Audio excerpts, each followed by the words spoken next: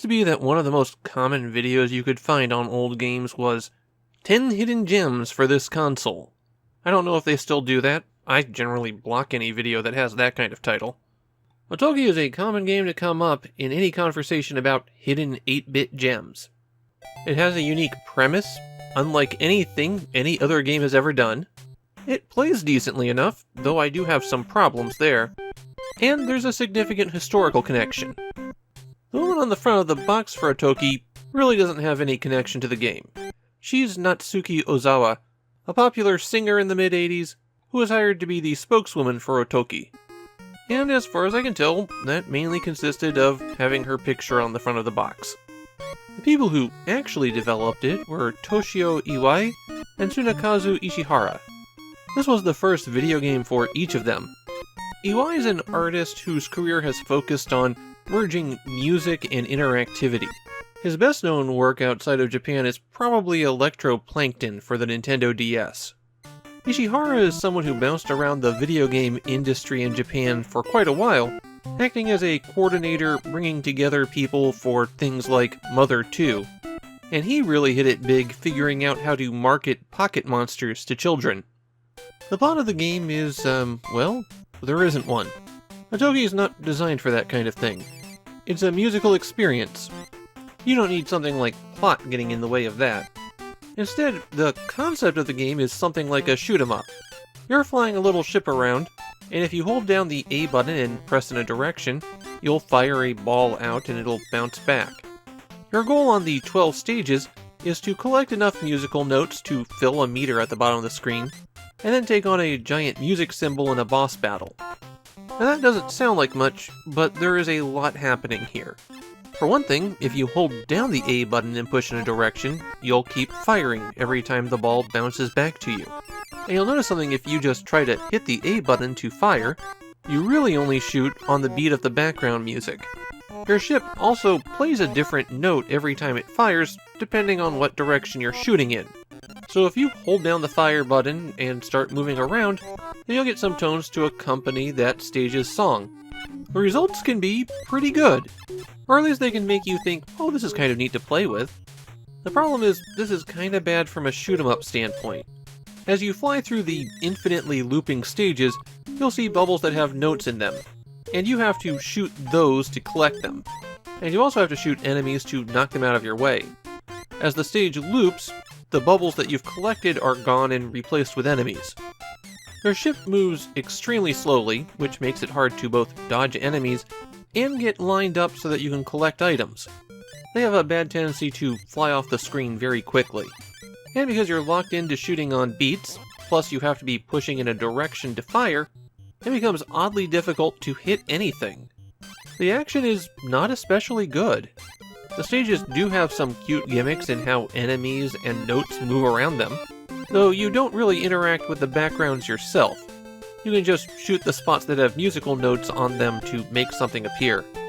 Colliding with an enemy will hurt you, making you spin and unable to fire for a few seconds. This also reduces the size of your bullet, and if you get hit 5 times, then it's game over, or back to the beginning of the song at least. There are some collectibles that are useful. Getting an A will change your musical instrument, and that's effectively changing your weapon. You start every stage with the organ, which has very limited range, and then every stage has a set of instruments that you cycle through, presumably selected because of how they would accompany the music. These weapons have different properties. I was going to run through these, but there's a catch. There's 30 different instruments in the game, and I would be hard-pressed to tell the difference between most of them, at least in terms of weapon firing. So when you're playing, the best thing you can do is collect an A to get off of the organ, and then don't worry too much about it. It's not a linear upgrade, so just take what you can get and be happy.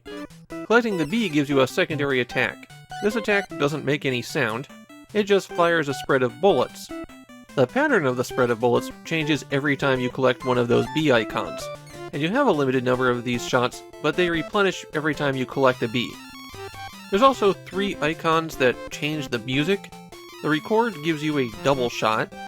The fast forward icon speeds up the stage and song. And finally, the stop stops the music for a few seconds as well as the scrolling. Once you've collected enough notes, you fade out and go to fight your big musical symbol. Usually a note, but it's not the only thing. And all of these battles are effectively identical and kind of trivial. Just aim at the holes in the symbol, and every time you hit it, your gauge will deplete a little. Every once in a while, one of those holes will spit out a circle of enemies, but don't worry about it, just keep filling in those holes, and when your meter runs out, you've won. These are incredibly anticlimactic. You can save your progress in Otocky when you get a game over, and there's a few things that you unlock by completing stages. First, there's a background music mode, where you can just play and not get hurt. You can change things like your instrument by hitting select, and that will rotate through the options at the bottom of the screen, then press start. When you're ready to quit, cycle over to end and hit start on that one. The really important thing comes up if you beat stage 7. That unlocks Music Maker mode. And here you could play something similar to the background music mode, or you can completely edit every aspect of the music in the game. You can record snippets of your play, and then have it cycle those riffs back to you, or look at all the notes laid out in a rather unhelpful format, and edit everything.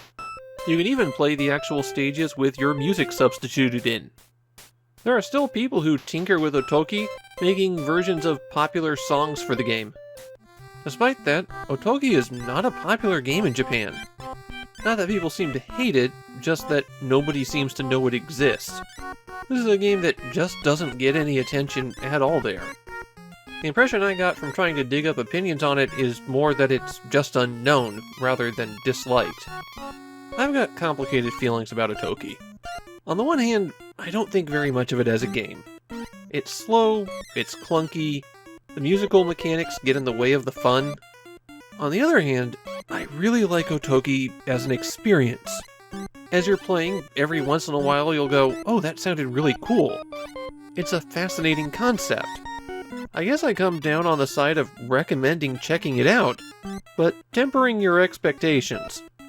It's a nifty experiment that's a forerunner of the modern rhythm game, but it's also an early evolutionary step that's not really fully formed.